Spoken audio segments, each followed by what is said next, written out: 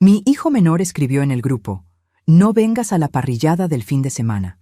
Mi nueva esposa dijo que vas a arruinar toda la fiesta. El resto de la familia llenó el chat de me gusta. Yo solo respondí: entendido. A la mañana siguiente, cuando mi hijo y su esposa entraron en mi oficina y me vieron, ella gritó: ¿por qué? Déjame contarte lo que realmente pasó ese viernes por la tarde, cuando mi teléfono vibró con una notificación que me partió el alma en pedazos. Yo estaba en mi oficina revisando las facturas del mes. 68 años tengo, y todavía levanto mi negocio textil cada madrugada, como si tuviera 30. Las paredes de mi despacho están forradas con fotografías. Mis 3 hijos cuando eran niños. Mi esposo Ernesto, antes de que el cáncer se lo llevara hace 12 años. Y ese telar antiguo de mi abuela que me enseñó que con las manos y la voluntad se construye un imperio. El mensaje apareció en el grupo Familia Mendoza. 32 personas, 3 generaciones. Mi hijo Mateo, el más pequeño, el que siempre fue mi consentido, escribió sin anestesia: mamá, mejor no vengas a la parrillada del sábado. Valeria dice que tu presencia va a arruinar toda la fiesta. Ya sabes cómo se pone cuando las cosas no son como ella quiere. Sentí que el piso se abría bajo mis pies. Pero eso no fue lo peor. Lo peor fueron los corazoncitos azules que empezaron a aparecer debajo del mensaje. Rodrigo, mi hijo mayor, le dio me gusta. Sebastián, el de en medio, también. Y luego sus esposas. Y luego mis nueras. Y luego mis propios nietos. Conté cada reacción como si estuviera contando puñaladas. 17 me gusta al mensaje que me excluía de mi propia familia. No lloré. Cuando has levantado una empresa desde cero, cuando has enterrado al amor de tu vida y seguiste adelante, aprendes que las lágrimas se guardan para cuando nadie te vea. Solo escribí 2 palabras: entendido. Si quieres saber cómo una madre traicionada recupera su dignidad, suscríbete a este canal. Lo que viene te va a sorprender. Esa noche me quedé despierta mirando el techo de mi recámara. La casa estaba demasiado silenciosa. Antes, los viernes eran de tamales y café, con mis hijos llegando sin avisar, los nietos corriendo por el pasillo. Ahora solo había eco. Valeria. Ese nombre se repetía en mi cabeza como una canción que no puedes dejar de escuchar. Llegó a nuestras vidas hace 8 meses como un vendaval. Conoció a Mateo en un congreso de negocios, lo envolvió con su sonrisa perfecta y su ambición disfrazada de dulzura. Se casaron a los 3 meses. Yo tuve un mal presentimiento desde el principio, pero callé. Las madres siempre callamos cuando deberíamos gritar. Mateo cambió desde que se casó con ella. Mi hijo, que me llamaba cada mañana para preguntar cómo había dormido, empezó a mandarme mensajes fríos. Mi hijo, que venía a almorzar los domingos sin falta, comenzó a poner pretextos. Valeria tiene jaqueca. Valeria necesita que la acompañe a ver departamentos. Valeria, Valeria, Valeria. Yo construí este negocio textil con mis propias manos. Empecé vendiendo manteles bordados en el Tianguis de San Juan. Hoy tengo 50 empleados y facturo 2 millones de pesos al mes. Le pagué la universidad a Mateo, a Rodrigo, a Sebastián. Les compré sus departamentos. Les regalé sus primeros autos. Cuando Ernesto murió, fui yo quien mantuvo a flote esta familia mientras ellos lloraban en mi regazo. Y ahora me excluían de una parrillada como si fuera una desconocida incómoda. El sábado por la mañana me levanté temprano. Me preparé un café de olla bien cargado y me senté en la mesa del comedor con mi laptop. No iba a rogarles que me quisieran, eso nunca. Pero tampoco iba a quedarme de brazos cruzados viendo cómo me borraban de la historia que yo misma escribí. Abrí mi correo y marqué al licenciado Paredes, mi abogado de confianza desde hace 20 años. Necesito verte el lunes a primera hora. Es urgente. Él no preguntó. Solo confirmó: 8 de la mañana. Luego abrí la caja fuerte que tengo escondida detrás del cuadro de la Virgen de Guadalupe. Adentro están todos los documentos importantes: escrituras, testamentos, contratos, y también algo que guardé por intuición hace un mes, cuando empecé a notar que Valeria miraba mis cosas con ojos de tasadora. Había contratado a un investigador privado.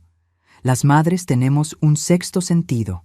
Algo en la forma en que Valeria preguntaba sobre mis propiedades, en cómo calculaba con la mirada el valor de mi casa, me hizo desconfiar.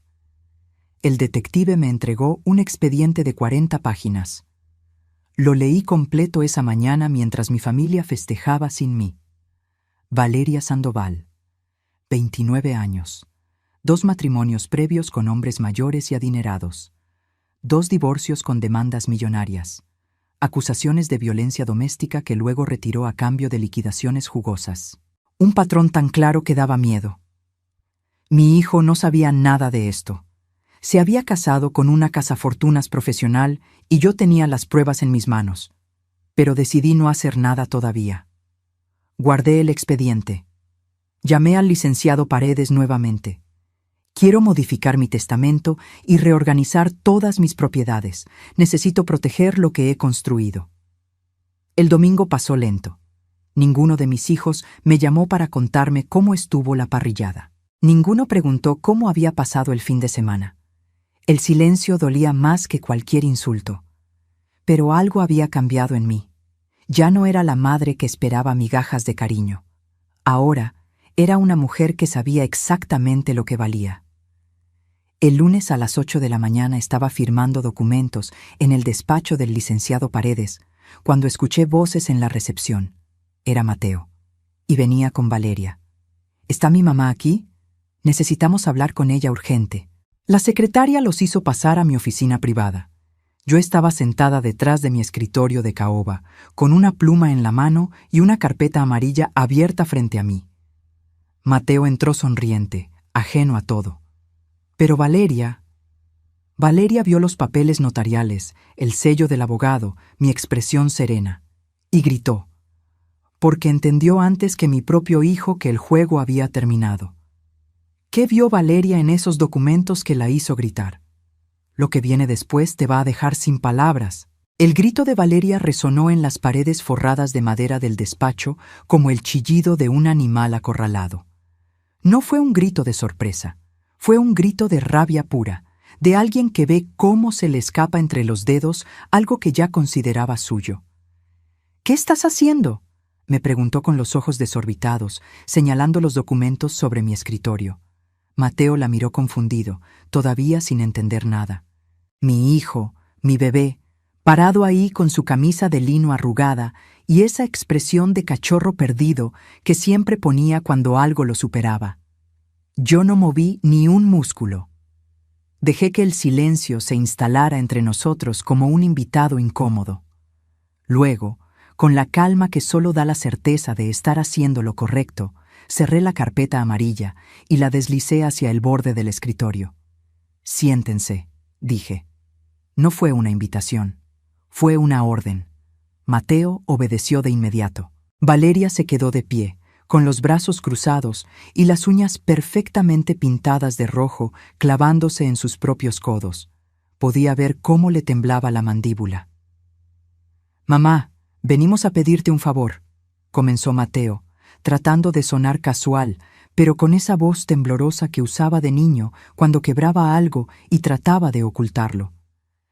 Valeria tiene una oportunidad de negocio increíble, una boutique de ropa importada en La Condesa. Solo necesitamos 800,000 pesos para el local y el inventario inicial. Me recargué en el respaldo de mi silla. 800,000 pesos. Así como quien pide prestados 20 pesos para el camión. ¿800,000? Repetí, dejando que las palabras flotaran en el aire. ¿Y por qué no se lo pediste antes de excluirme de la reunión familiar del sábado? Mateo palideció. Valeria apretó más los brazos contra su pecho. Eso fue un malentendido, mamá. Valeria solo pensó que yo iba a arruinar su fiesta. Terminé la frase por él. 17 personas le dieron me gusta a ese mensaje, Mateo. 17, incluyendo a tus hermanos, incluyendo a ti. Él bajó la mirada. Valeria, en cambio, Levantó la barbilla con esa arrogancia que yo ya había empezado a conocer demasiado bien. Fue solo una fiesta íntima, Leticia, nada personal. A veces las parejas jóvenes necesitamos nuestro espacio sin la generación anterior observando cada detalle. Generación anterior. Como si yo fuera una reliquia del pasado que había que arrinconar en un museo. Sonreí, pero no fue una sonrisa amable. Déjame contarte quién es esta generación anterior, Valeria. Me puse de pie y caminé hacia la ventana que daba a la calle Insurgentes. El tráfico de las 9 de la mañana fluía abajo como un río de metal y claxones. Hace 35 años yo vendía manteles bordados en el tianguis. Mi esposo Ernesto trabajaba 12 horas diarias como contador en una empresa que lo explotaba. Vivíamos en un departamento de 40 metros cuadrados en la colonia Narvarte. Me volteé para mirarlos. Mateo conocía esta historia, pero nunca la había escuchado con la atención que le estaba poniendo ahora. Cuando nació Rodrigo, yo bordaba mientras amamantaba. Cuando llegó Sebastián, ya había ahorrado lo suficiente para comprar 3 máquinas de coser industriales. Y cuando naciste tú, Mateo, yo ya tenía un taller con 8 empleadas. Ernesto seguía trabajando, pero mis ingresos ya superaban los suyos. Caminé de regreso a mi escritorio y puse la mano sobre la carpeta amarilla. Cuando tu padre enfermó, vendí el auto para pagar su tratamiento. Pedí un préstamo poniendo como garantía este negocio para costear el hospital privado porque el seguro social lo hubiera matado más rápido. Y cuando murió, cuando ustedes 3 estaban destrozados llorando en su funeral, fui yo quien al día siguiente abrió el taller a las 6 de la mañana, porque teníamos pedidos que entregar y bocas que alimentar. Mi voz no temblaba. Cada palabra salía firme, como los golpes de un martillo sobre un clavo. Le pagué la preparatoria privada a Rodrigo, la universidad a Sebastián. Y a ti, Mateo, no solo te pagué la carrera de administración en el TEC de Monterrey, también te compré tu departamento en la Roma Norte, el que ahora compartes con Valeria. Mateo abrió la boca, pero no salió ningún sonido. Ese departamento que vale 4 millones de pesos, continué, está a mi nombre, legalmente. Lo que te regalé fue el uso, no la propiedad. Igual que el departamento de Rodrigo en Polanco y el de Sebastián en Coyoacán. Igual que los 3 autos que les di. Todo está registrado como préstamos familiares con 0 intereses. Valeria dejó de respirar por un segundo. Vi cómo hacía las cuentas mentales, cómo calculaba cuánto dinero acababa de evaporarse de sus fantasías. «Mamá, yo no sabía», empezó Mateo. «Lo sé, hijo, porque nunca te preocupaste por preguntar, porque asumiste que todo lo que tienes te cayó del cielo». Me senté nuevamente y entrelacé las manos sobre el escritorio. «Y ahora vienes a pedirme 800,000 pesos después de dejarme claro que mi presencia es una molestia en tu vida». El silencio que siguió fue tan denso que podría cortarse con cuchillo. Valeria rompió ese silencio con veneno en la voz. «¿Y todo esto qué tiene que ver con los papeles que estabas firmando?» Abrí la carpeta amarilla. Dentro había documentos notariales con sellos oficiales y firmas frescas. Estaba reorganizando mi testamento y mis propiedades. Mateo se inclinó hacia adelante, con el pánico pintado en la cara. «¿Qué quiere decir eso?» «Quiere decir que después de lo que pasó el viernes, entendí que necesito proteger lo que he construido durante 40 años. Esta empresa, estas propiedades, este patrimonio, no pueden estar en manos de gente que me ve como un estorbo». Valeria explotó. «Esto es manipulación emocional. Estás usando el dinero para controlar a tu hijo». Me levanté tan rápido que mi silla rodó hacia atrás. Planté las manos sobre el escritorio y la miré directo a los ojos. «No, querida. Manipulación emocional es convencer a un hombre de que su madre sobra en su vida. Manipulación es aislar a alguien de su familia y luego venir con la mano extendida pidiendo dinero. Y lo peor de todo, Valeria». Abrí el cajón de mi escritorio y saqué otro folder, este más grueso. «Lo peor es creer que soy lo suficientemente tonta como para no investigarte». Dejé caer el expediente del detective privado sobre la mesa. El sonido fue como un trueno. 40 páginas de verdades que Mateo desconocía por completo. «¿Qué es eso?», preguntó mi hijo con un hilo de voz. «Es el pasado de tu esposa, el que ella olvidó contarte antes de casarse contigo». Valeria dio un paso atrás. Por primera vez desde que la conocí, vi miedo real en sus ojos. Y yo supe que lo que venía después iba a romper a mi hijo en 1000 pedazos. Pero a veces, la verdad duele menos que vivir en una mentira. ¿Qué secretos escondía Valeria? Espera a ver lo que encontré. Mateo tomó el expediente con manos temblorosas. Vi cómo sus ojos recorrían la primera página, luego la segunda. Su rostro pasó del blanco al rojo y luego a un gris cenizo que me hizo querer abrazarlo como cuando era niño y se caía de la bicicleta. Pero ya no era un niño, y esto no era un rasguño en la rodilla. Valeria Sandoval Torres, leyó en voz alta, casi como si no creyera lo que estaba viendo. Primer matrimonio. Ingeniero Roberto Maldonado, 62 años, dueño de constructora. Duración del matrimonio, 11 meses. Demanda de divorcio por violencia psicológica. Acuerdo extrajudicial, 1.200.000 pesos más, un departamento en Guadalajara. La voz de Mateo se quebró. Valeria intentó arrebatarle el expediente, pero él se giró, protegiéndolo contra su pecho. Segundo matrimonio, continuó, y ahora sus palabras salían entrecortadas. Doctor Fernando Ávila, 58 años, cirujano plástico. Duración, 13 meses. Demanda por acoso y amenazas. Liquidación, 900.000 pesos y un automóvil BMW. Mateo levantó la vista hacia su esposa. Las lágrimas le brillaban en los ojos, pero no caían, como si su cuerpo se negara a procesar lo que acababa de descubrir. «Dime que esto no es verdad». Valeria cambió de estrategia en un segundo.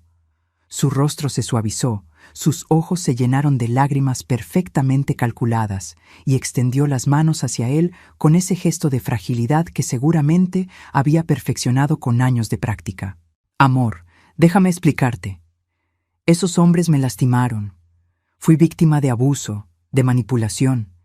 Escapé de esas relaciones porque temía por mi vida.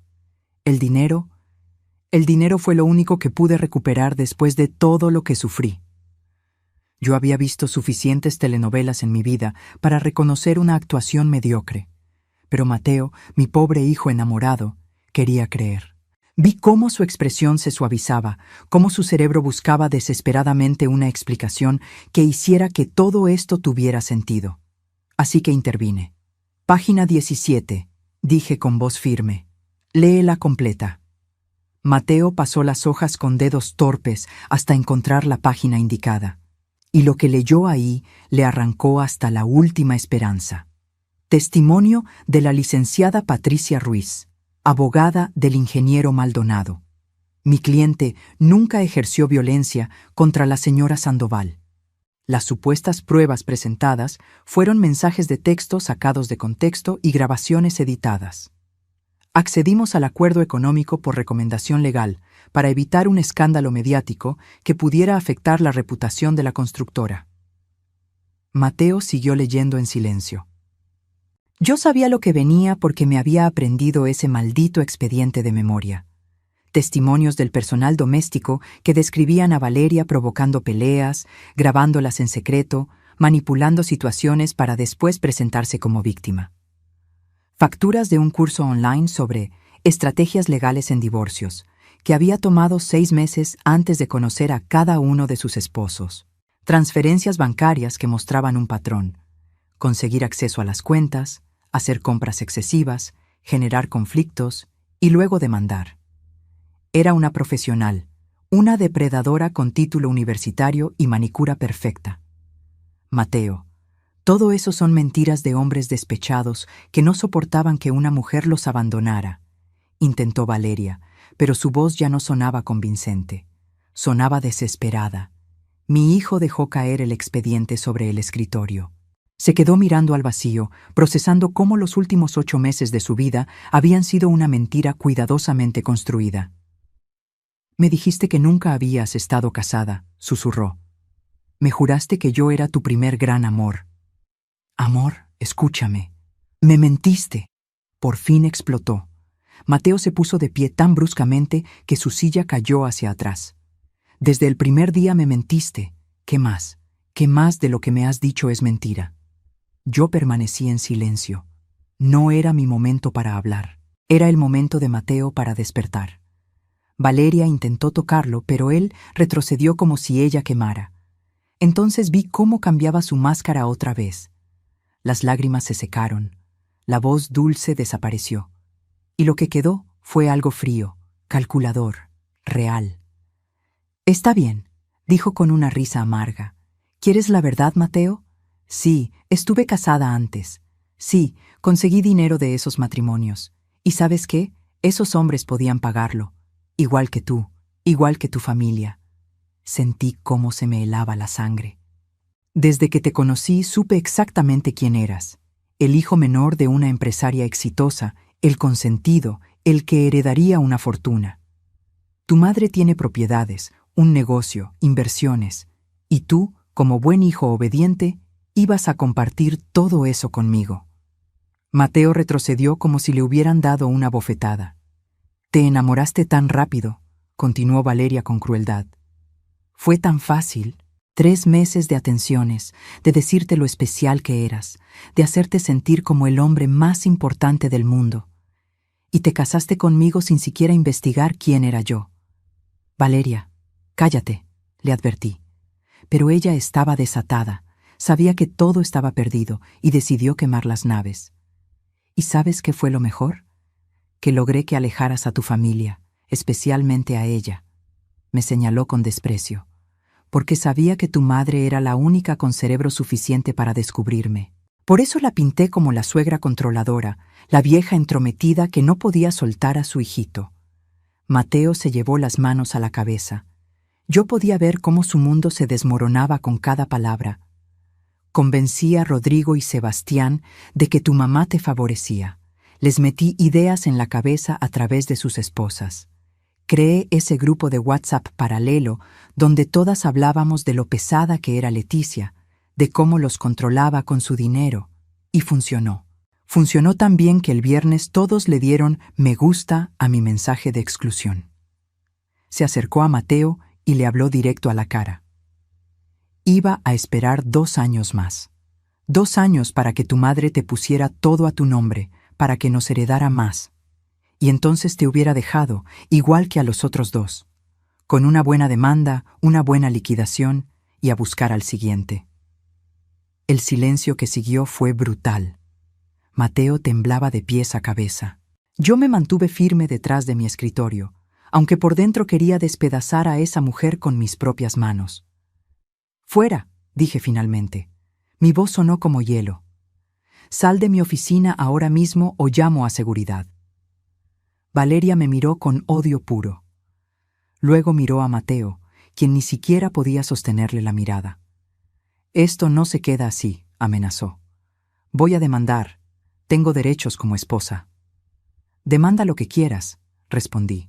«Pero vas a enfrentarte al mejor equipo legal que el dinero pueda comprar.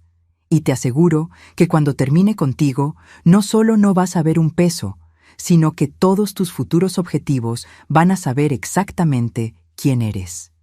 Se dio la vuelta con un grito de frustración y salió dando un portazo que hizo temblar los marcos de las fotografías en la pared.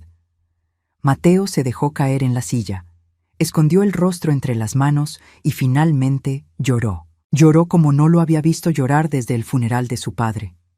Rodeé el escritorio y lo abracé, dejando que mojara mi blusa con sus lágrimas mientras le acariciaba el cabello como cuando tenía 5 años y tenía pesadillas. «Lo siento, mamá», sollozaba. «Lo siento tanto». «Lo sé, hijo, lo sé. Pero el perdón tendría que esperar, porque esto apenas comenzaba. Lo que Mateo no sabía es que Valeria había hecho algo más, algo que podría haberme costado todo, y cuando lo descubrí, Mateo se quedó en mi oficina durante 2 horas. 2 horas en las que no hablamos mucho, solo estuvimos ahí, madre e hijo, procesando la magnitud del engaño. Le preparé un café cargado que mi secretaria trajo con galletas de canela, pero él apenas lo tocó. Tenía la mirada perdida en algún punto de la pared, como si estuviera viendo una película de su vida y descubriera que todo había sido ficción. «¿Cómo no me di cuenta?», preguntó finalmente, con la voz ronca de tanto llorar. «¿Cómo fui tan idiota?». Me senté a su lado y tomé su mano entre las mías. Tenía las palmas frías, sudorosas. «El amor nos ciega, Mateo, y la gente como Valeria sabe exactamente cómo aprovecharse de eso. Son expertos en encontrar nuestros puntos débiles y atacarlos». Él negó con la cabeza, furioso consigo mismo. «Pero es que lo peor no es solo lo que me hizo a mí, mamá. Es lo que les hice a ustedes. A ti, a Rodrigo, a Sebastián». Se giró para mirarme con ojos enrojecidos. «Ese mensaje del viernes, yo le di me gusta. Aprobé que te excluyeran de tu propia familia». La herida todavía estaba fresca. No iba a mentirle diciendo que no me dolió. «Sí, lo hiciste». «¿Cómo empezó todo esto?», preguntó, más para sí mismo que para mí. «¿En qué momento dejé que esa mujer me convenciera de alejarme de ti?». Y ahí estaba la pregunta que yo también me había hecho 1000 veces en las últimas semanas. Porque la manipulación de Valeria no fue un evento súbito. Fue un proceso lento, meticuloso, como el óxido que carcome el metal gota a gota. «Empezó casi inmediatamente después de la boda», le dije. «¿Te acuerdas de aquel domingo que vinieron a comer? Yo había preparado tu mole favorito, el que lleva 22 ingredientes y me toma 2 días hacer». Mateo asintió vagamente. Valeria se sentó a la mesa y apenas probó bocado. Dijo que el mole le parecía muy pesado para su dieta. Pero lo dijo de tal manera que sonó como si yo estuviera tratando de envenenarla. Y tú, amor, tú la defendiste. Dijiste que yo debía ser más considerada con sus preferencias alimenticias. Vi cómo Mateo cerraba los ojos, recordando. «Luego estaba el tema de las llaves», continué. «Durante 30 años, mis 3 hijos tuvieron llave de esta casa. Entraban cuando querían. Era su hogar tanto como el mío. Pero Valeria te dijo que eso era invasivo, que una pareja casada necesitaba privacidad de la familia política. Y me devolviste tu llave». «Dios mío», murmuró él. Y estaba el grupo de WhatsApp. Valeria creó uno paralelo, ¿verdad? Uno donde yo no estaba. Ahí empezó a plantar sus semillas de veneno. Mateo levantó la vista bruscamente. «¿Cómo sabes eso?». Suspiré. Este era el momento de confesarle algo que había descubierto y que me había roto el corazón en pedazos aún más pequeños.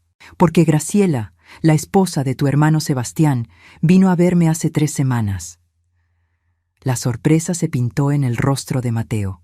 Graciela siempre había sido la más noble de mis nueras, la que más tiempo llevaba en la familia, madre de mis 2 nietos mayores. Llegó un martes por la tarde, sin avisar. Se sentó en la sala de mi casa y se puso a llorar. Me dijo que tenía que contarme algo, porque ya no podía con la culpa. Me levanté y caminé hacia la ventana. El tráfico de la tarde empezaba a congestionarse. Ciudad de México, en todo su caos, su belleza, su brutalidad cotidiana. Valeria creó un grupo llamado Las Nueras Mendoza. Estaban ella, Graciela y Diana, la esposa de Rodrigo. Ahí Valeria empezó a sembrar discordia. Mensajes diarios sobre cómo yo era controladora, sobre cómo manipulaba a mis hijos con dinero, sobre cómo les impedía ser independientes. Mateo se puso de pie, incrédulo. Inventó historias completas. Seguí. Le dijo a Graciela que yo había criticado su forma de educar a los niños. Le dijo a Diana que yo comenté que había subido de peso. Mentiras. Mentiras perfectamente diseñadas para crear resentimiento. ¿Y ellas le creyeron? Al principio no, pero Valeria era inteligente. Mezclaba mentiras con verdades a medias. Por ejemplo, decía: «Leticia me preguntó cuánto cuesta la colegiatura de los niños», lo cual era cierto porque yo siempre pregunto por mis nietos. Pero luego agregaba: «Creo que quiere usar eso para criticar que gastan mucho». Y así, poquito a poco, fue envenenando la percepción que tus hermanos y sus esposas tenían de mí. Caminé de regreso hacia Mateo y le mostré mi teléfono. Tenía capturas de pantalla que Graciela me había enviado, sintiendo la culpa de haber participado en aquello. Mateo leyó mensaje tras mensaje. Valeria hablaba de mí como si fuera una villana de telenovela. Decía que yo espiaba sus redes sociales para criticarlos, que comentaba negativamente sobre sus vidas, que comparaba a mis hijos entre sí para crear rivalidades. Cada acusación era más absurda que la anterior, pero repetidas suficientes veces, empezaron a hacer mella. Por eso Rodrigo dejó de llamarme, murmuré Mateo, conectando los puntos. Valeria le dijo que tú te quejabas de que él nunca te visitaba, cuando eso no era cierto. Exacto. Y por eso Sebastián empezó a mostrarse frío conmigo. Valeria inventó que yo había dicho que Graciela no era suficientemente buena para él. El teléfono de Mateo sonó. Era un mensaje de Rodrigo en el grupo familiar.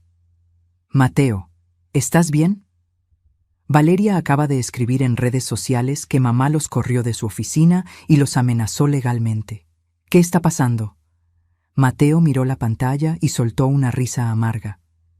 Hasta el final sigue manipulando. Tomó su teléfono y comenzó a escribir.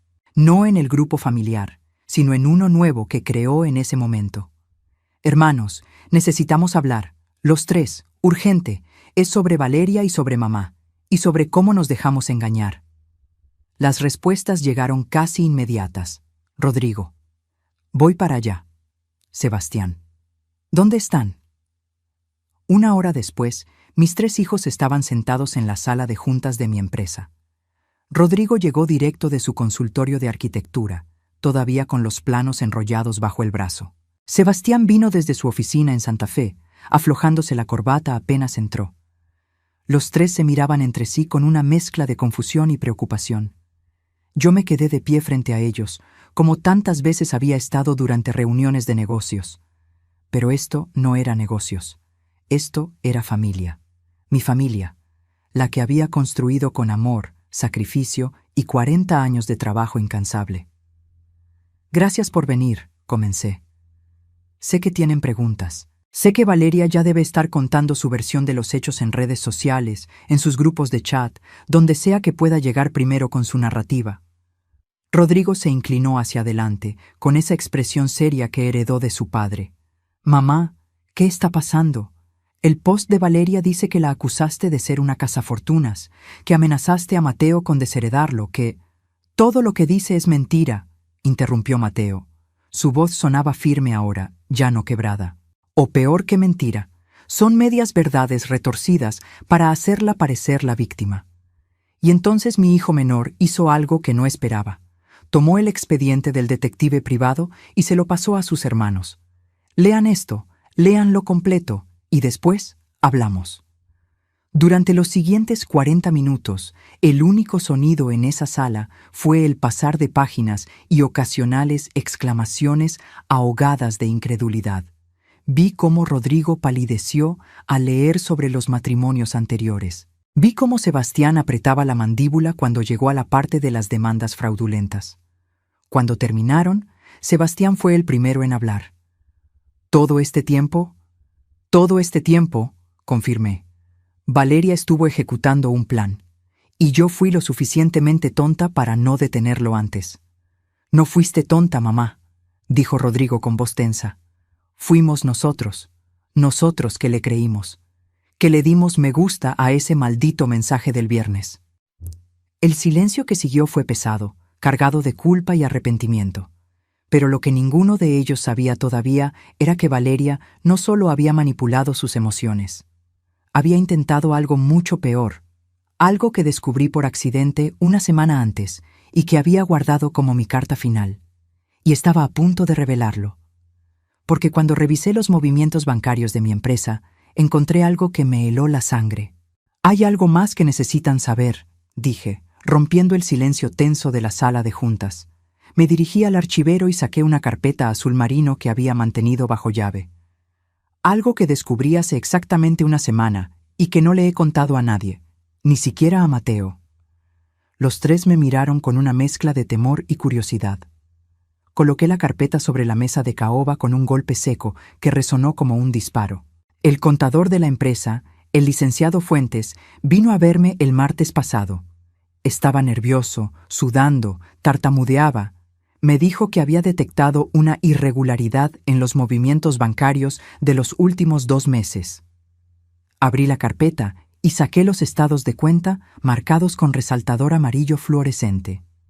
Alguien intentó hacer una transferencia de 350,000 pesos desde la cuenta de operaciones de la empresa hacia una cuenta externa. La transferencia fue rechazada por el banco porque requería doble autenticación y mi firma digital. Mateo se puso pálido como la cera. No puede ser. El licenciado Fuentes revisó los registros de acceso al sistema. La orden de transferencia se hizo desde tu computadora, Mateo, desde tu oficina en casa. Un miércoles a las 3 de la tarde, cuando tú estabas aquí conmigo revisando los contratos con el proveedor de telas de Puebla. El silencio era tan absoluto que podía escuchar el zumbido del aire acondicionado. Valeria tenía acceso a tu computadora, continuó. Tenía tus contraseñas y usó esa información para intentar robarle a esta empresa, a tu familia. Rodrigo soltó una maldición entre dientes. Sebastián se llevó las manos a la cabeza. Mateo simplemente se quedó mirando los documentos como si fueran una sentencia de muerte. La cuenta de destino, agregué, deslizando otro papel sobre la mesa, está registrada a nombre de una tal Mónica Sandoval, la hermana de Valeria que supuestamente vive en Monterrey y con quien ella dice tener una relación distante. O sea que lo tenía todo planeado, murmuró Sebastián. Todo, desde el principio. Por eso me vino a pedir los 800,000 pesos esta mañana, dijo Mateo con voz hueca. Porque el intento de robo falló. Necesitaba el dinero de otra forma. Guardé los documentos de vuelta en la carpeta azul. Presenté una denuncia formal ante el Ministerio Público. Hay una investigación abierta. Si encuentran suficientes pruebas, Valeria podría enfrentar cargos por fraude e intento de apropiación indebida. Bien, dijo Rodrigo con fiereza, que se pudra en la cárcel. Pero yo negué con la cabeza. No es tan simple. Valeria es inteligente. Puede alegar que Mateo le dio acceso a su computadora, que ella pensó que tenía autorización, que fue un malentendido. Tiene experiencia saliendo limpia de situaciones legales complicadas. Sus 2 exesposos pueden atestiguarlo. Me senté finalmente en mi silla, sintiendo de pronto todo el peso de mis 68 años sobre los hombros. Por eso los llamé hoy, porque necesito que entiendan la magnitud de lo que pasó. No fue solo una mujer manipuladora que se casó con Mateo. Fue una operación calculada para infiltrarse en esta familia, dividirnos y eventualmente saquearnos. Miré a cada uno de mis hijos con la firmeza que solo una madre puede tener. Y casi lo logra. Porque ustedes 3, mis hijos, los hombres que yo crié para ser fuertes, solidarios, unidos, le dieron me gusta a un mensaje que me excluía de una reunión familiar. ¿Saben cómo se sintió eso? Rodrigo bajó la mirada. Sebastián se mordió el labio. Mateo ya tenía lágrimas corriéndole por las mejillas otra vez. Se sintió como si todo lo que construí no hubiera servido de nada. Como si los 35 años que pasé levantando este negocio, pagando sus escuelas, sus departamentos, sus vidas, hubieran sido borrados con un simple botón de me gusta. Mi voz se quebró al final. No lo pude evitar. Toda la rabia, el dolor, la decepción acumulada salió en esas palabras. Mamá, comenzó Rodrigo, pero levanté la mano para detenerlo. Déjenme terminar. Esa parrillada del sábado, esa fiesta a la que no fui invitada, no fue solo un evento social, fue el punto culminante de meses de manipulación. Valeria convenció a sus esposas de que yo era el problema. Las esposas convencieron a ustedes, y ustedes, mis hijos, decidieron que era más fácil excluir a su madre que confrontar a sus parejas. Yo traté de defender, murmuró Sebastián. Le dije a Graciela que me parecía mal, pero ella... ¿Ella qué? Lo interrumpí. ¿Te convenció con los argumentos que Valeria le metió en la cabeza? ¿O simplemente fue más cómodo ceder? Sebastián no respondió. No había respuesta posible. ¿Saben qué hice ese sábado? Pregunté, cambiando de tema. Me desperté temprano. Me arreglé como si fuera a salir. Me maquillé, me puse mi vestido de lino color vino, ese que Ernesto me regaló en nuestro aniversario número 20. Me peiné, me puse perfume. Los tres me miraban, confundidos por el cambio de dirección. Y luego me senté en la sala, sola, durante 6 horas, mirando las fotografías en las paredes. Ustedes de bebés, ustedes en sus graduaciones, Ernesto cargando a Rodrigo el día que nació, la foto de todos en Acapulco cuando Sebastián cumplió 10 años, Mateo con su primer premio de la escuela. Me limpié una lágrima que se escapó sin permiso. Y esperé a que alguno de ustedes cambiara de opinión, a que alguno me llamara para decir, «Mamá, esto está mal, ven a la parrillada». Pero mi teléfono nunca sonó. «Mamá, lo siento tanto», sollozó Mateo. Yo no sé cómo pude». A las 8 de la noche, continué, ignorando su interrupción, me cambié de ropa, me puse el pijama, me preparé un té de manzanilla y tomé una decisión. Abrí el cajón de mi escritorio y saqué otro documento. Este era el testamento modificado que había mencionado esa mañana. Decidí que si mi familia podía excluirme con tanta facilidad, entonces yo necesitaba proteger lo que había construido. No por venganza, no por rencor, sino por dignidad propia.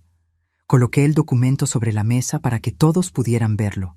Este es mi nuevo testamento. Fue notariado el viernes en la tarde, 4 horas antes de que recibiera ese mensaje en el grupo familiar, porque yo ya sabía que algo malo venía. Una madre siempre sabe. Rodrigo tomó el documento con manos temblorosas y comenzó a leer. Vi cómo sus ojos se abrían cada vez más. Dice que todo va a una fundación. La Fundación Ernesto Mendoza para Educación Textil, confirmé. Becas para jóvenes de escasos recursos que quieran estudiar diseño, administración de empresas textiles o cualquier carrera relacionada con la industria. Todo el patrimonio, la empresa, las propiedades, las inversiones, todo. «Mamá, no puedes», empezó Sebastián, pero yo lo corté con una mirada. «Puedo», y lo hice. Los departamentos donde viven están registrados legalmente como préstamos familiares sin intereses. En el momento de mi muerte, esos préstamos vencen. Tendrán 90 días para comprar las propiedades a precio de mercado o desalojarlas. El shock en sus rostros era absoluto. Mateo parecía al borde del colapso. «Pero esto no tiene que ser definitivo», agregué, suavizando un poco el tono. «Este testamento puede modificarse, pero no será modificado por súplicas o por lágrimas. Será modificado cuando ustedes me demuestren que entienden el valor de la familia, del respeto, de la lealtad». Me puse de pie y caminé hacia la ventana. El atardecer pintaba el cielo de naranja y púrpura, hermoso y melancólico a la vez. Valeria los manipuló. Eso es cierto, pero ustedes se dejaron manipular. Y hay una diferencia. Ella es la villana de esta historia, pero ustedes no son víctimas inocentes. Son hombres adultos que tomaron decisiones que me lastimaron profundamente. Me volteé para enfrentarlos una última vez. Así que ahora viene la parte difícil. Mateo tiene que divorciarse y enfrentar las consecuencias legales de haberse casado con una estafadora. Rodrigo y Sebastián tienen que ir a casa y explicarles a sus esposas cómo las dejaron ser envenenadas por los chismes de una manipuladora. Y los tres tienen que decidir qué tipo de hijos, qué tipo de hombres quieren ser de ahora en adelante. Caminé hacia la puerta de la sala de juntas y la abrí. «Ahora váyanse. Todos. Procesen esto. Y cuando estén listos para una conversación real, una donde asuman responsabilidad completa por sus acciones, me llaman». «Mamá», intentó Rodrigo. «Váyanse», repetí, firme. Uno por uno salieron. Mateo fue el último. Se detuvo en el umbral y me miró con ojos destrozados. «¿Puedes perdonarme algún día?» Lo miré durante un largo momento. «El perdón no es algo que se da automáticamente, hijo. Es algo que se gana, día a día, con acciones, no con palabras». Él asintió y salió. Me quedé sola en esa sala de juntas, rodeada de documentos que probaban traición, manipulación y la fractura de mi familia, y por primera vez en muchos años me permití llorar. Pero eran lágrimas diferentes a las de antes. No eran lágrimas de derrota, eran lágrimas de liberación, porque finalmente había recuperado algo que había perdido sin darme cuenta, mi dignidad. Pero Valeria no iba a rendirse tan fácilmente. Lo que hizo después me obligó a mostrar de qué estoy hecha realmente. Pasaron 4 días de silencio absoluto. 4 días en los que mi teléfono permaneció mudo, sin mensajes de mis hijos, sin llamadas, sin señales de vida. Yo mantuve mi rutina. Llegaba a la empresa a las 7 de la mañana, revisaba los pedidos, supervisaba la producción, atendía a los clientes, como si nada hubiera pasado, como si mi mundo no se hubiera partido en dos. Pero las noches eran diferentes. Las noches me sentaba en el comedor de mi casa, ese comedor enorme con capacidad para 12 personas que ahora solo me albergaba a mí, y me preguntaba si había hecho lo correcto, si había sido demasiado dura, si debía llamarlos primero. Luego recordaba ese me gusta en el mensaje de exclusión y la duda se desvanecía. El jueves por la mañana, mi secretaria tocó la puerta de mi oficina con expresión preocupada. «Señora Mendoza, hay una persona que insiste en verla. No tiene cita». Le dije que necesitaba agendar, pero se negó a irse. Dice que es urgente. «¿Quién es?», pregunté sin levantar la vista de los contratos que estaba revisando. «Valeria Sandoval».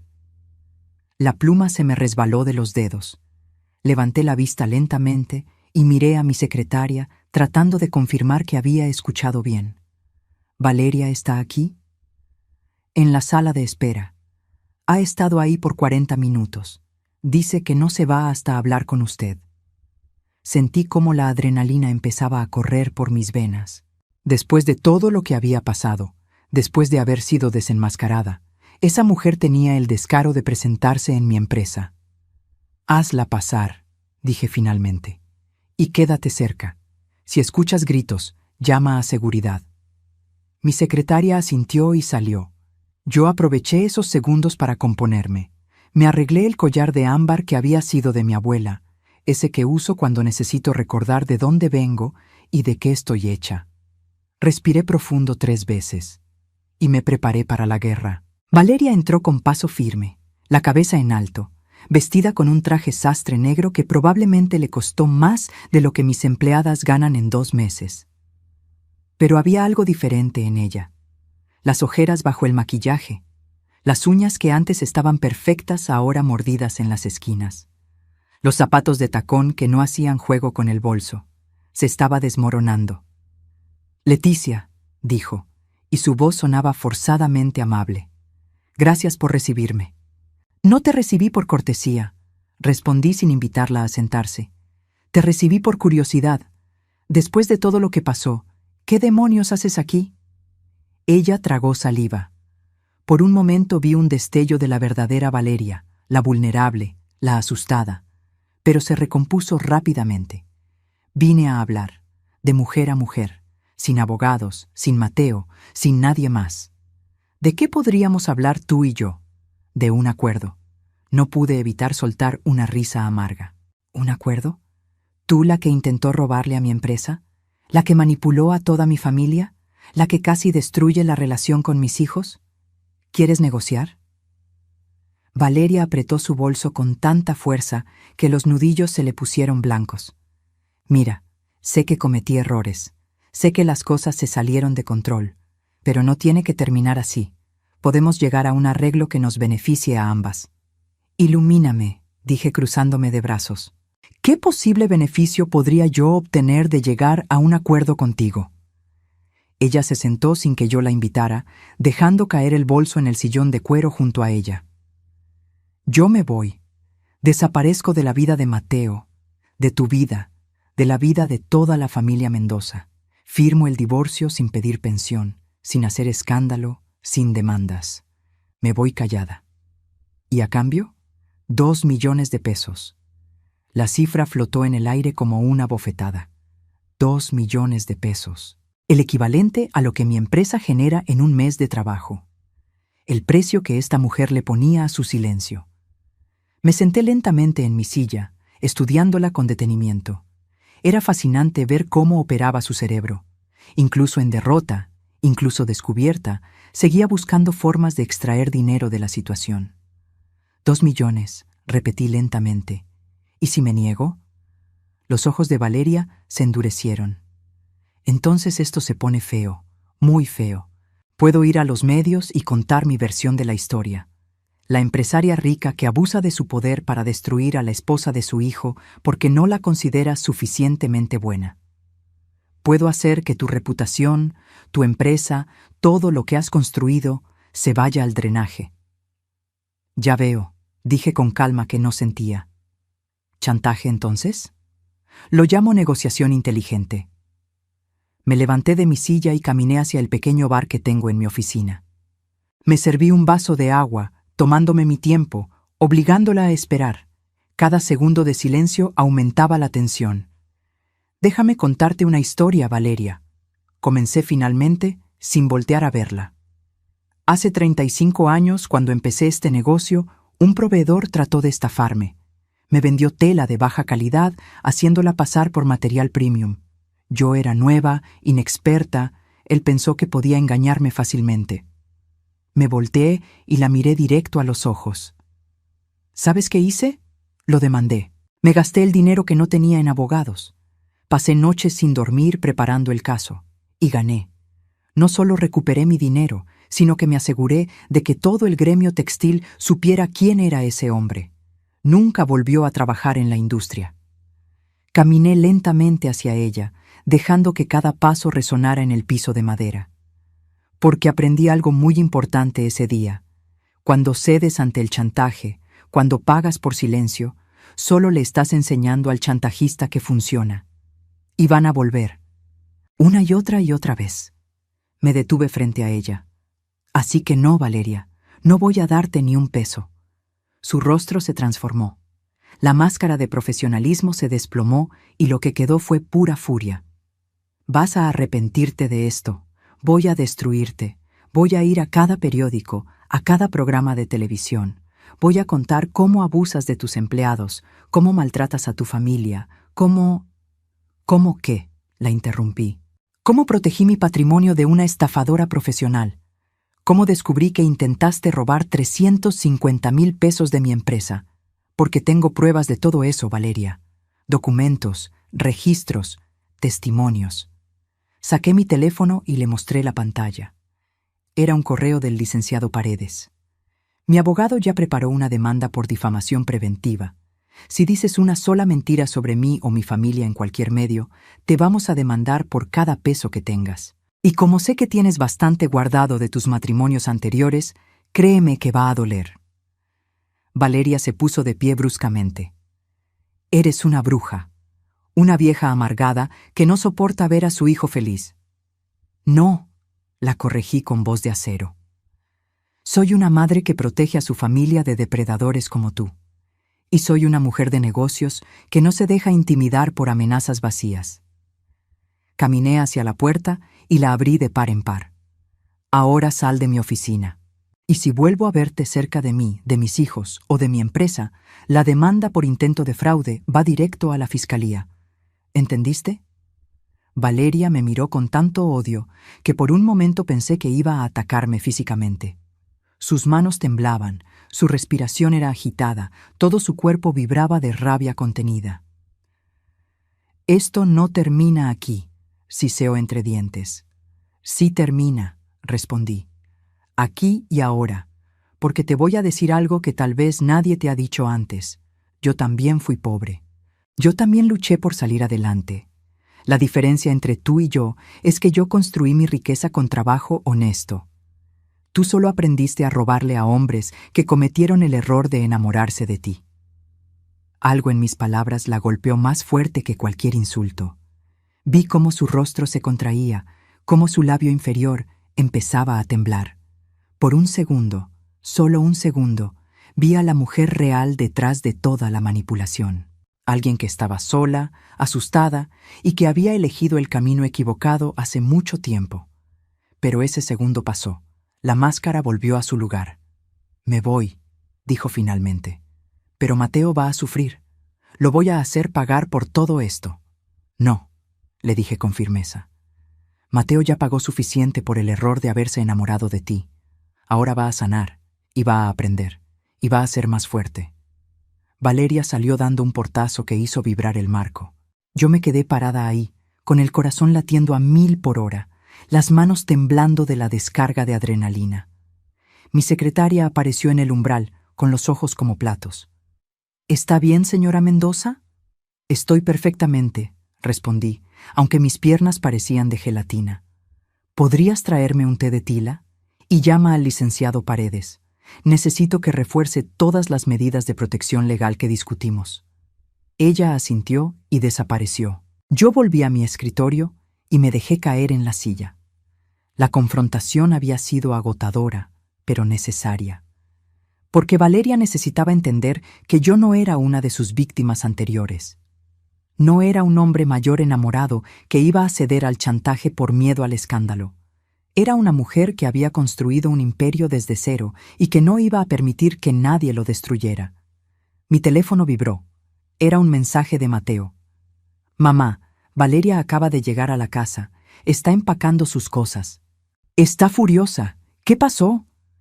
Mis dedos se movieron sobre el teclado. Vino a chantajearme. Se fue con las manos vacías.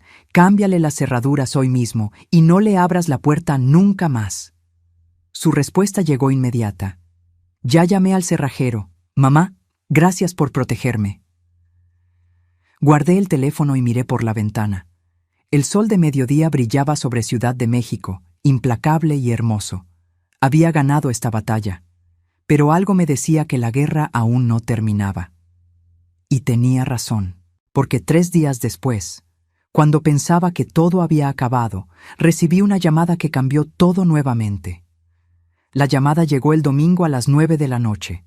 Yo estaba en mi sala viendo una película antigua, una de esas de Pedro Infante que mi Ernesto adoraba, cuando el teléfono iluminó la penumbra. Número desconocido. Dudé en contestar, pero algo, esa intuición de madre que nunca falla, me hizo deslizar el dedo sobre la pantalla. «¿Señora Mendoza?» Era voz de mujer, joven, nerviosa. «¿Quién habla?» «Mi nombre es Fernanda Ávila. Soy la hija del doctor Fernando Ávila, el segundo esposo de Valeria Sandoval». Se me heló la sangre. Me senté derecha en el sofá, con todos los sentidos en alerta. «¿Cómo conseguiste mi número?» «Por internet. Busqué información sobre la familia Mendoza después de ver el post que Valeria publicó en redes sociales acusándola de abuso, y necesitaba advertirle». «¿Advertirme de qué?» Hubo una pausa. Escuché cómo respiraba profundo al otro lado de la línea, armándose de valor. «De que Valeria no va a detenerse. Nunca se detiene. Lo que le hizo a mi padre, lo que le está haciendo a su hijo, es exactamente lo mismo que ha hecho antes. Y va a seguir hasta destruirlos o hasta conseguir lo que quiere». Me levanté y caminé hacia la ventana. La calle estaba oscura, silenciosa, solo iluminada por faroles que parpadeaban. «Cuéntame», dije simplemente, y Fernanda habló durante 40 minutos sin parar. Me contó cómo Valeria conoció a su padre en una conferencia médica, cómo lo sedujo con atenciones constantes, cómo se casaron a los 4 meses. Me contó sobre las acusaciones de violencia que nunca existieron, sobre las grabaciones editadas para hacer parecer que el doctor gritaba, cuando en realidad solo estaba defendiéndose de ataques verbales. Me contó cómo Valeria aisló a su padre de sus amigos, de sus colegas, de su propia hija. «Mi papá era un hombre fuerte», dijo Fernanda con voz quebrada. «Cirujano exitoso, respetado, pero cuando ella terminó con él, estaba destruido. No solo económicamente, emocionalmente. Dejó de operar por 6 meses. Cayó en depresión. Yo tuve que internarlo en una clínica psiquiátrica». Cerré los ojos, sintiendo el peso de esas palabras. Después del divorcio, encontré un diario que ella había dejado olvidado en la casa. Ahí estaba todo escrito. Cómo planeaba cada pelea, cómo provocaba reacciones para grabarlas, cómo calculaba cuánto tiempo necesitaba estar casada para maximizar la liquidación. Era como leer el manual de operaciones de una estafadora profesional. ¿Todavía tienes ese diario?, pregunté, mi cerebro ya procesando las implicaciones legales. Sí, y se lo puedo enviar, pero llamo por otra razón más urgente. Su voz se volvió más tensa. Señora Mendoza, mi padre intentó suicidarse 3 semanas después de que el divorcio se finalizara. Se tomó un frasco completo de pastillas. Yo lo encontré a tiempo, pero estuvo en terapia intensiva 5 días. Sentí que las piernas me flaqueaban. Me apoyé contra la pared. Valeria lo había amenazado. Le dijo que si no le daba lo que pedía, iba a inventar que él había abusado sexualmente de ella, que iba a los medios, que destruiría su reputación médica, que se aseguraría de que nunca pudiera volver a operar. Mi papá prefirió morir antes que enfrentar esas mentiras. Dios mío, susurré, por eso la llamo, porque vi el post de Valeria sobre usted. Vi las amenazas veladas, el discurso de víctima, y reconocí el patrón. Está preparando el terreno para extorsionarla de nuevo, pero esta vez públicamente. Va a pintar una historia donde ella es la nuera maltratada y usted la suegra abusiva. Y la gente le va a creer porque es muy buena actuando. Mi mente trabajaba a toda velocidad, conectando puntos, anticipando movimientos.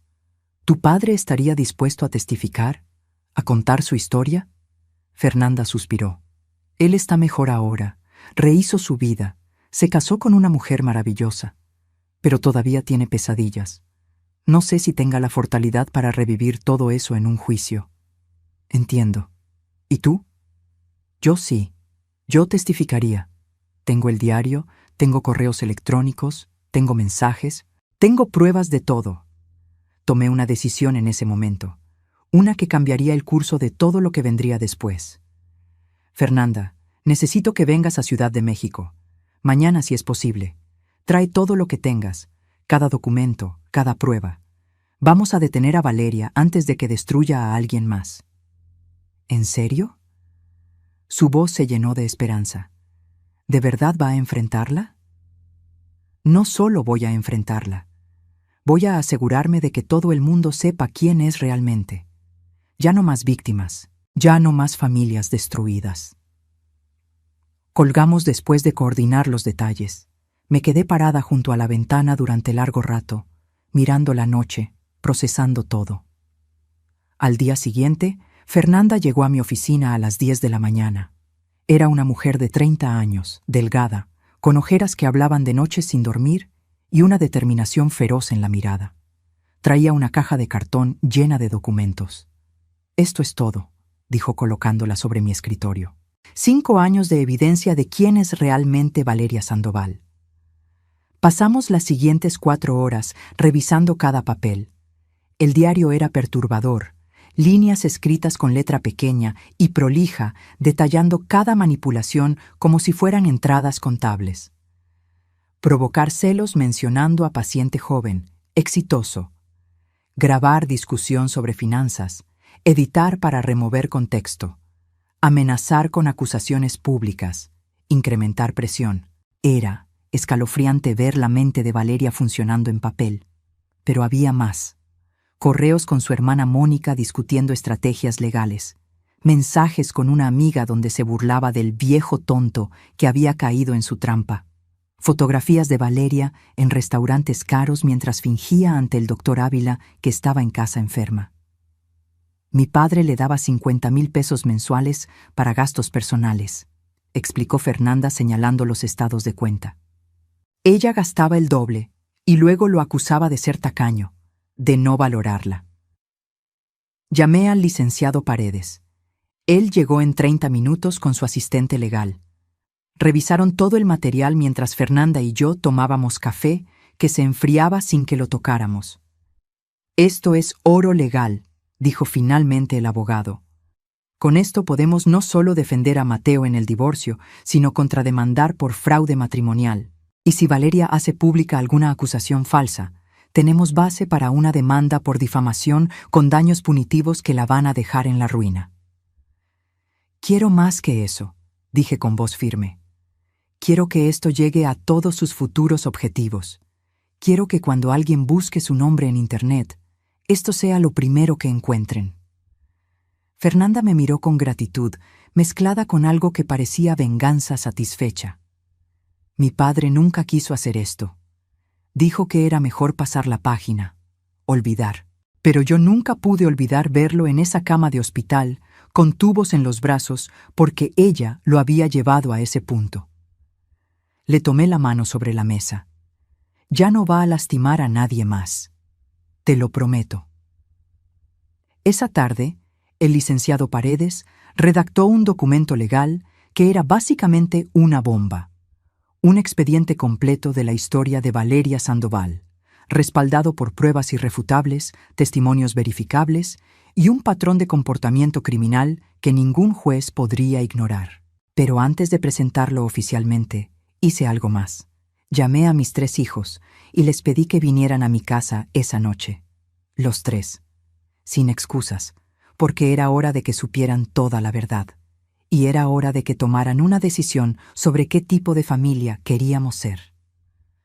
Preparé café y pan dulce, como hacía cuando mis hijos eran pequeños y venían a contarme sus problemas escolares. Coloqué las conchas, las orejas y los cuernos en el plato de cerámica pintada que Ernesto me regaló en nuestro primer aniversario.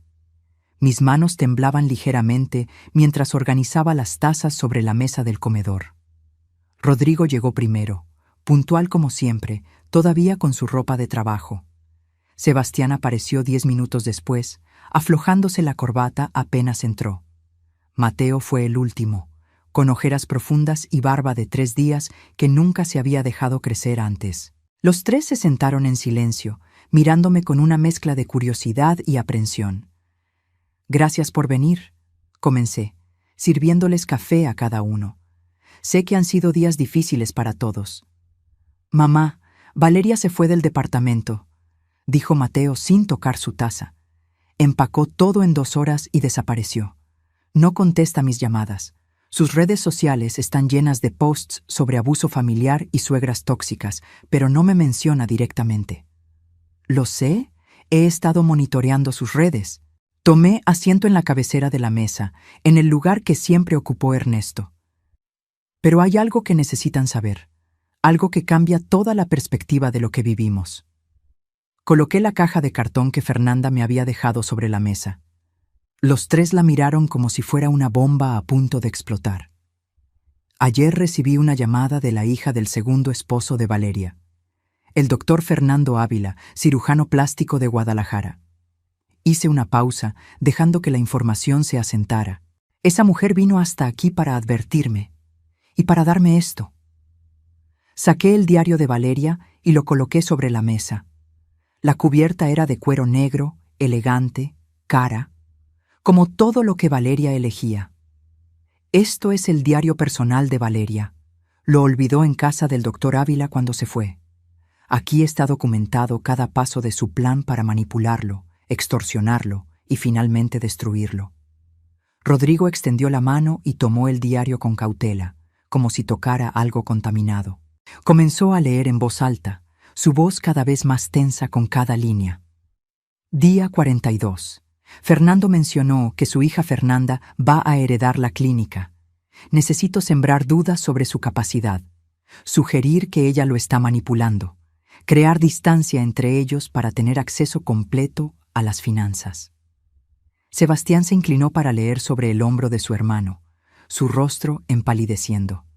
Día 87. Provocar peleas sobre sus horarios de trabajo. Grabar solo mi parte llorando, editar para que parezca que me grita. Estas grabaciones serán útiles en el divorcio. Mateo no se movió. Simplemente miraba el diario con expresión de horror absoluto. «Sigue leyendo», dije suavemente pero con firmeza. Rodrigo pasó varias páginas y se detuvo en una entrada que hizo que su mano temblara visiblemente. Día 120.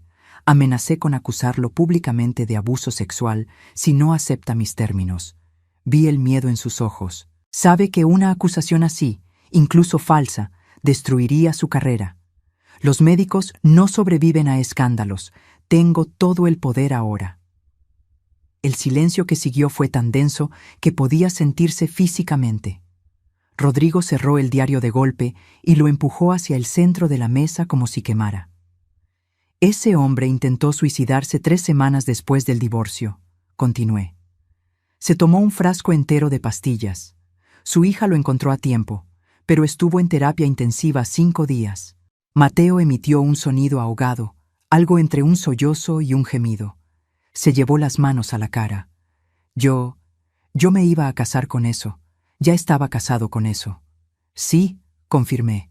Y si no la hubiera investigado, si no hubiera actuado cuando lo hice, probablemente estarías en la misma posición que el doctor Ávila en 1 o 2 años más. Saqué más documentos de la caja.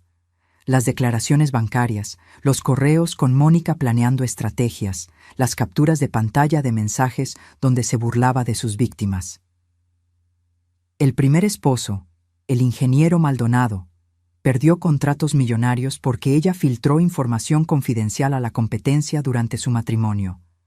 Tardó 3 años en recuperarse financieramente. Coloqué fotografías sobre la mesa. Valeria en restaurantes de lujo con otros hombres mientras estaba casada, recibos de tarjetas de crédito con compras excesivas, documentos de propiedades que intentó transferir a su nombre sin autorización. Pero eso no es todo, dije, sacando el último documento. Fernanda encontró esto en los archivos de su padre, un reporte de un investigador privado que el ingeniero Maldonado contrató después del divorcio. Rodrigo tomó el documento y comenzó a leer. Sus ojos se abrieron como platos. Dice aquí que Valeria tiene una cuenta bancaria en Panamá con más de 3 millones de pesos, dinero que acumuló de sus 2 matrimonios anteriores y que escondió durante los procesos legales. Exacto. Mientras lloraba pobreza ante los jueces, tenía una fortuna guardada en el extranjero. Sebastián finalmente habló, su voz cargada de ira contenida. ¿Y qué vamos a hacer con toda esta información? Me recargué en el respaldo de la silla, mirando a mis 3 hijos con la seriedad que solo una madre puede tener. Esa decisión no es solo mía, es de todos nosotros, especialmente de Mateo. Mi hijo menor levantó la vista. Sus ojos estaban rojos, hinchados, pero por primera vez en días vi algo más que desesperación en ellos. Vi determinación. Quiero que pague, dijo con voz temblorosa pero firme. No solo por lo que me hizo a mí, por lo que le hizo a esa familia en Guadalajara, por el ingeniero Maldonado, por todos los que vengan después si no la detenemos. Eso significa juicio público, advertí. Significa que tu nombre va a estar en documentos legales, en medios, en Internet. La gente va a hablar. Que hablen, respondió Mateo, limpiándose las lágrimas con el dorso de la mano. Prefiero que hablen la verdad a vivir con la mentira. Rodrigo asintió con aprobación. Estoy contigo, hermano. Y mamá, nosotros también necesitamos pagar por lo que te hicimos. Dejamos que esa mujer nos envenenara contra ti. Nos dejamos manipular como idiotas, agregó Sebastián. Le creímos cada mentira. Te excluimos de la familia. Te dimos me gusta a ese maldito mensaje. Los miré a los 3, mis hijos, los hombres que había criado, que había visto crecer, que había amado incondicionalmente incluso cuando me lastimaron. El perdón no llega en un día, dije finalmente. Pero esto es un comienzo. Vernos unidos contra alguien que quiso destruirnos. Eso significa algo. Mateo se levantó bruscamente de su silla, rodeó la mesa y se arrodilló junto a mí. Tomó mis manos entre las suyas. Mamá, sé que no merezco tu perdón. Sé que fui el peor hijo del mundo. Pero te juro por la memoria de mi papá, que voy a pasar el resto de mi vida compensándote. Y voy a asegurarme de que Valeria nunca más pueda hacerle esto a nadie. Lo abracé, sintiendo cómo su cuerpo temblaba contra el mío. Rodrigo y Sebastián se acercaron también, formando un círculo protector alrededor de mí, como cuando eran niños y me protegían de las tormentas que los asustaban. Entonces esto es lo que vamos a hacer, dije cuando finalmente nos separamos. Mañana vamos todos con el licenciado Paredes. Vamos a presentar una contrademanda contra Valeria por fraude matrimonial, intento de extorsión y difamación. Vamos a contactar a Fernanda para que testifique. Y vamos a buscar al ingeniero Maldonado para ver si también quiere hablar. ¿Y si ella cumple sus amenazas?, preguntó Sebastián. ¿Si va a los medios con sus mentiras? Sonreí. No fue una sonrisa amable.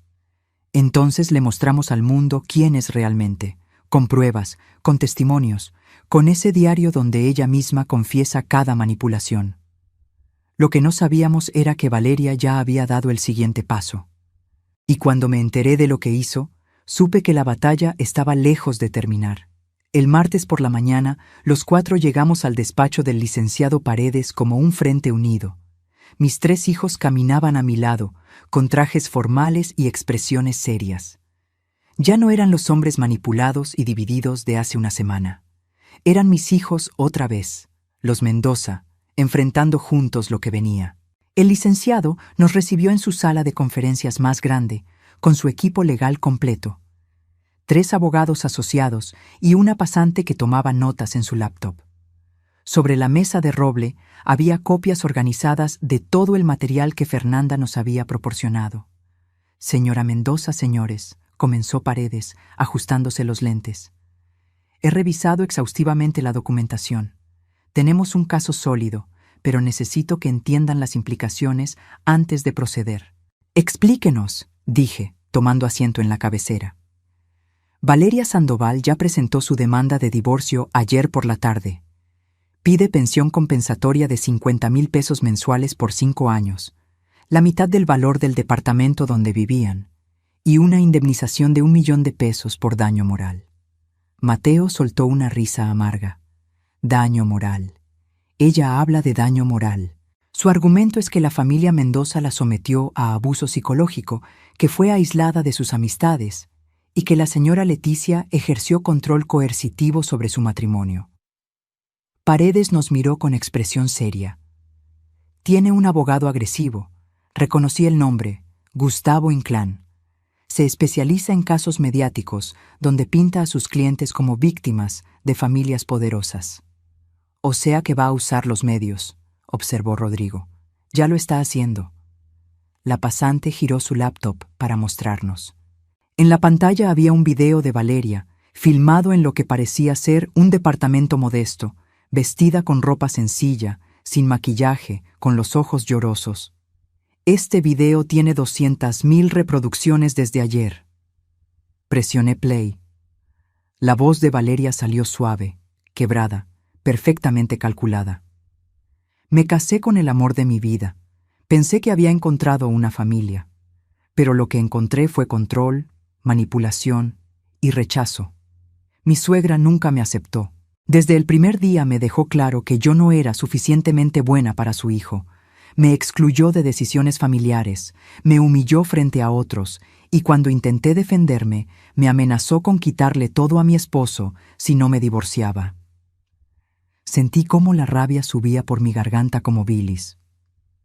Hoy inicio mi proceso legal no por dinero, sino por justicia, por todas las nueras que son tratadas como intrusas en familias que deberían acogerlas con amor, por todas las mujeres jóvenes que se casan con hombres de familias poderosas solo para descubrir que el verdadero matrimonio es con la suegra controladora.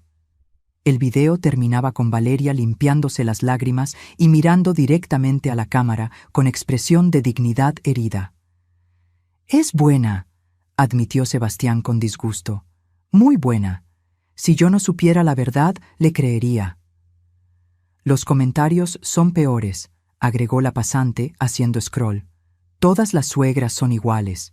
Las familias ricas creen que pueden comprar a las personas. Pobre mujer.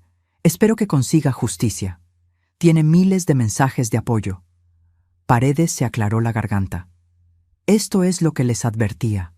Valeria está construyendo una narrativa pública donde ella es la víctima. Si procedemos con la contrademanda, esto se va a poner mediático. Van a escudriñar sus vidas. Van a buscar cualquier cosa que respalde su versión. Pero nosotros tenemos la verdad», dijo Mateo con voz firme. «Tenemos el diario, los testimonios, las pruebas del intento de robo». «Sí, y eso eventualmente ganará en corte, pero en el tribunal de la opinión pública la verdad no siempre es suficiente. La gente tiende a creerle a quien llora más fuerte». Me levanté y caminé hacia la ventana. Abajo, la ciudad bullía con vida. Autos, personas, negocios. Toda esa gente con sus propias historias, sus propios dramas, y ahora el mío estaba a punto de convertirse en entretenimiento público. Licenciado Paredes, dije sin voltearme. ¿Qué pasa si presentamos todo públicamente? No en demanda legal todavía, sino como evidencia preventiva. Subimos el contenido del diario, los testimonios de Fernanda, todo. Se hizo un silencio tenso detrás de mí. Sería arriesgado, respondió finalmente. Podría verse como una campaña de difamación de nuestra parte. O podría verse como la verdad saliendo a la luz antes de que las mentiras se arraiguen. Me volteé para enfrentarlos. Valeria tiene 200.000 reproducciones en un día. Cada hora que pasa, más gente le cree. Cada comentario de apoyo que recibe refuerza su narrativa. No podemos esperar a que un juez dicte sentencia dentro de 6 meses. Para entonces, mi reputación, la de mi familia, la de mi empresa, estarán destruidas. Rodrigo asintió lentamente. Mamá tiene razón. Esto no es solo una batalla legal, es una batalla de información. Pero tiene que hacerse bien, intervino Sebastián.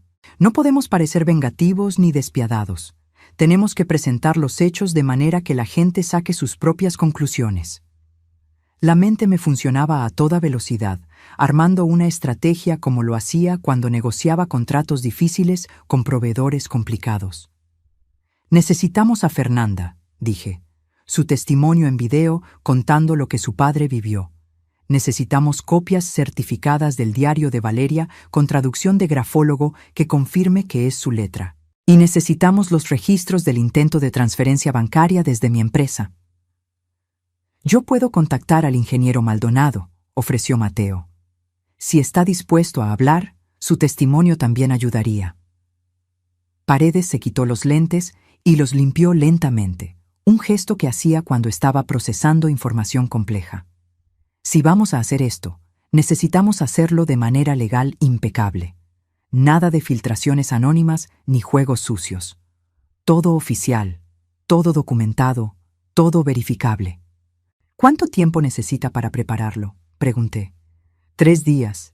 Necesito que Fernanda venga a dar su declaración ante notario. Necesito certificar cada documento. Y necesito preparar un comunicado de prensa que presente los hechos sin cruzar la línea hacia la difamación. Hágalo. Mi voz sonó más firme de lo que me sentía por dentro. Y mientras tanto, quiero que prepare la contrademanda más agresiva que legalmente pueda. Fraude matrimonial, intento de extorsión, difamación, falsedad de declaraciones, lo que aplique. Mamá, dijo Mateo suavemente. ¿Estás segura de esto? Una vez que empecemos, no hay vuelta atrás. Lo miré, a él y a sus hermanos, y vi en sus ojos algo que no había visto en meses. Respeto, solidaridad, familia. Estoy segura, porque esto ya no es solo sobre mí o sobre ti. Es sobre Fernanda, que tuvo que ver a su padre en terapia intensiva. Es sobre el ingeniero Maldonado, que perdió su empresa por culpa de ella. Es sobre todos los que vengan después si no la detenemos ahora. Rodrigo se puso de pie. Entonces hagámoslo, como familia, unidos. Sebastián también se levantó, seguido por Mateo. Los 3 rodearon la mesa y formaron un círculo conmigo en el centro. Los Mendoza no se rinden, dijo Sebastián, repitiendo la frase que Ernesto siempre decía cuando enfrentábamos problemas. Los Mendoza no se rinden. Repetimos todos al unísono. Salimos de ese despacho con un plan de acción y una determinación férrea. Pero mientras caminábamos hacia el estacionamiento, mi teléfono vibró con una notificación. Era un mensaje anónimo, sin número identificable. Pensé que eras más inteligente, Leticia. Ahora vas a descubrir lo que pasa cuando te metes con alguien que no tiene nada que perder. El mensaje incluía una fotografía.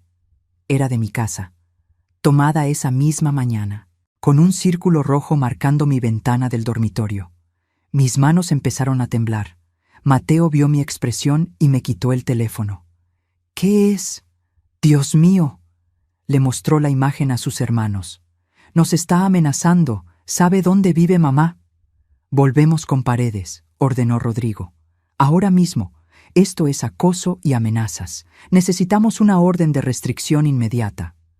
Pero mientras regresábamos al edificio, una certeza fría se instaló en mi pecho. Valeria había cruzado una línea. Ya no era solo una estafadora buscando dinero, era alguien peligroso, desesperado, capaz de cualquier cosa. Y yo acababa de descubrir hasta dónde estaba dispuesta a llegar para proteger su secreto. La orden de restricción se emitió en 48 horas. Valeria no podía acercarse a menos de 500 metros de mí, de mis hijos o de mi empresa. Instalé cámaras de seguridad en cada esquina de mi casa y contraté vigilancia privada. Mis hijos se turnaban para quedarse conmigo las noches, como si yo fuera la anciana frágil que necesitaba protección. Les dejaba hacerlo porque sabía que ellos necesitaban sentirse útiles, redimirse de alguna manera. Fernanda llegó el jueves y grabamos su testimonio en el despacho de Paredes. Lloró al recordar encontrar a su padre inconsciente en el piso del baño, al describir los meses de terapia psiquiátrica, las noches donde él despertaba gritando porque soñaba que Valeria cumplía sus amenazas. El video duraba 22 minutos y era devastador en su honestidad cruda. El ingeniero Maldonado, para mi sorpresa, también accedió a hablar. Viajó desde Monterrey, un hombre de 65 años, con cabello gris y manos que temblaban ligeramente cuando sostenía los documentos que probaban cómo Valeria había filtrado información confidencial de su empresa.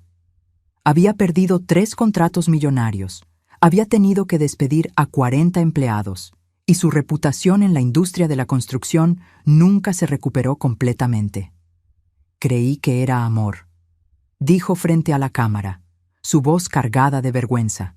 Me hizo sentir joven otra vez, importante, deseado. Y yo, como un idiota vanidoso, le di acceso a todo, a mis cuentas, a mis contratos, a mi vida. Cuando me di cuenta del error, ya era demasiado tarde. El viernes por la mañana, el licenciado Paredes organizó una conferencia de prensa. No en un hotel lujoso ni con gran despliegue mediático. En la sala de juntas de mi empresa, con media docena de reporteros cuidadosamente seleccionados de medios respetables. Yo me senté en el centro, flanqueada por mis 3 hijos. A mi izquierda estaba Fernanda. A mi derecha, el licenciado Paredes con una carpeta gruesa de documentos certificados. Gracias por venir, comencé, mirando directamente a las cámaras. Mi nombre es Leticia Mendoza.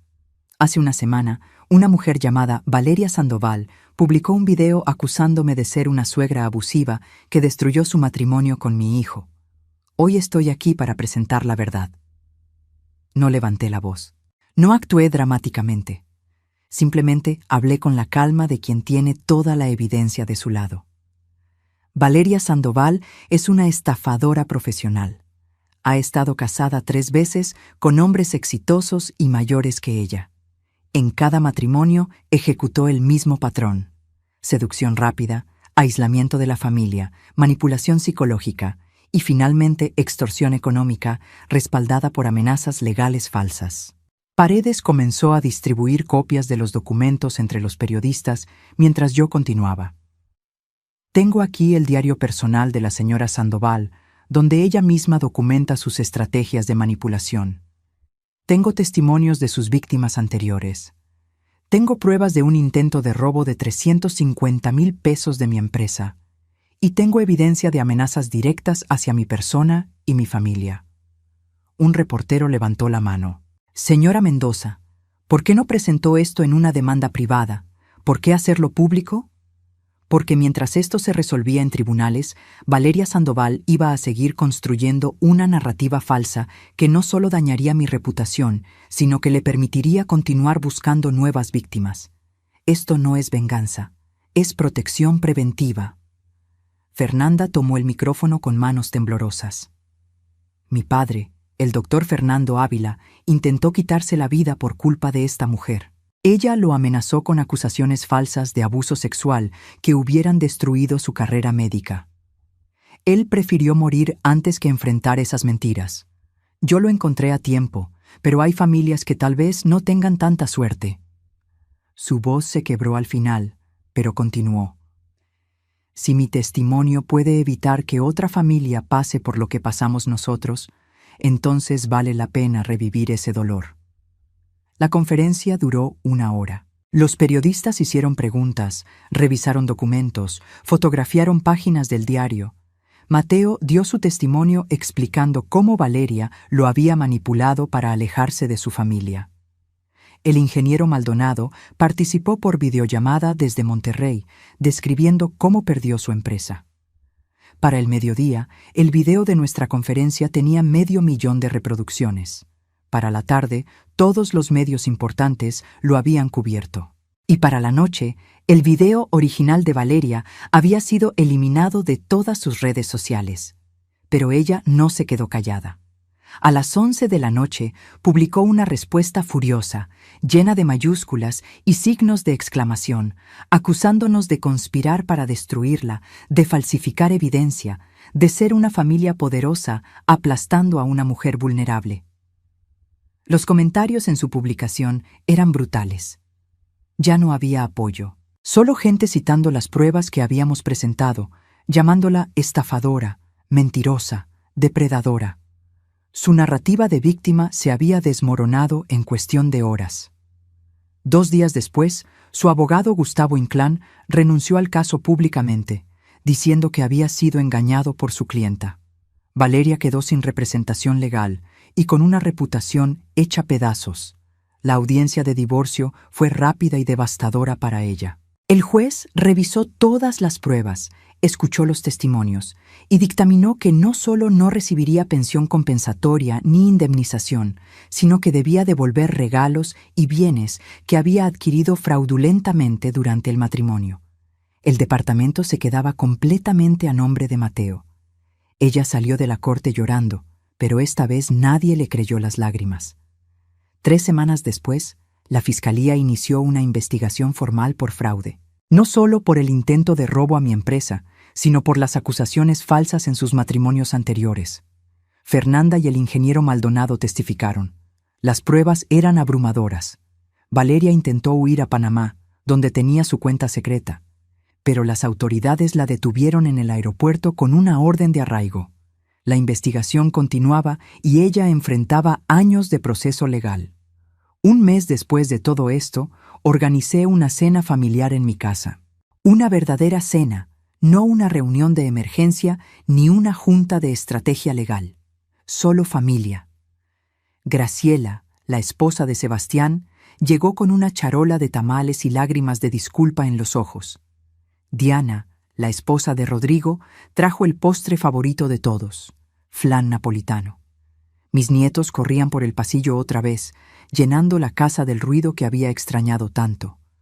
Nos sentamos todos alrededor de la mesa del comedor, apretados pero felices.